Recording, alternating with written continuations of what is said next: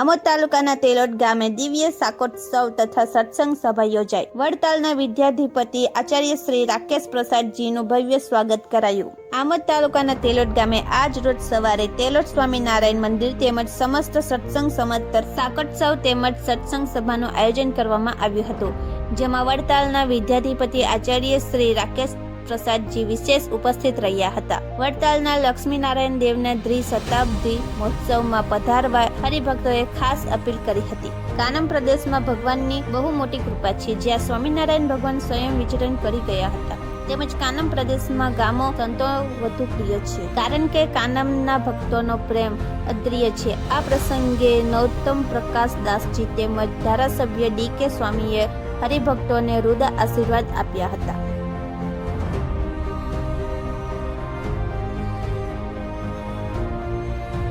મળ્યું છે ત્યારે મને લાગે છે કે આપણે આ કાનમ પ્રદેશના સૌ હરિભક્તો આપણે ભાગ્યશાળી છીએ।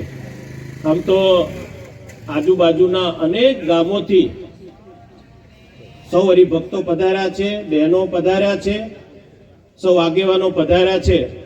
ત્યારે 20 વર્ષ જ્યારે પૂર્ણ થયા હોય અને એની સાથોસાથ વડતાલ ધામમાં વિરાજમાન શ્રી લક્ષ્મીનારાયણ દેવ આદિક દેવોના દ્વિશતાબ્દી મહોત્સવના ઉપક્રમે આ દિવ્ય શાકોત્સવનું જે આયોજન કરવામાં આવ્યું છે, ત્યારે આ શાકોત્સવના પ્રસંગે આપ સર્વે ભક્તોને જેમણે પોતાની મધુર અને રસાળ શૈલીથી શાકોત્સવની દિવ્ય ગાથા કથાનું શ્રવણ કરાયું છે, એવા ખૂબ વિદ્વાન જૂનાગઢ પ્રદેશના શાસ્ત્રી સ્વામી શ્રી નારાયણ ચરણદાસજી સ્વામી આ શાકોત્સવના જય સ્વામિનારાયણ।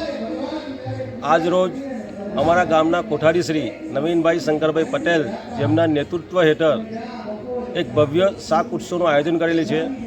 દ્વિશતાબ્દી મહોત્સવ નિમિત્તે આજે વડતાલ ધામના મોટાભાગના સંતો અહીંયા પધારેલ છે, જેમાં આચાર્ય મહારાજ શ્રી નરોત્તમ સ્વામી મહારાજ, શ્રી ડી.કે. સ્વામી તથા વક્તા નારાયણ ચરણ સ્વામી, જેમનો કથાનો લાભ દરેક હરિભક્તને મળેલો છે, તથા આજુબાજુના હજારો ભક્તોએ આગળ આ પ્રોગ્રામનો અને આ કથાનો લાભ લેવા માટે પધારેલ છે અને શાક ઉત્સવ પછી દરેક પ્રસાદીનો આનંદ માણશે, એ માટે તેલોડના દરેક લોકો અને ખૂબ ખૂબ આભાર માને છે અને આ તેલોડની ભૂમિ ભવ્ય થઈ ગઈ છે। જય સ્વામિનારાયણ।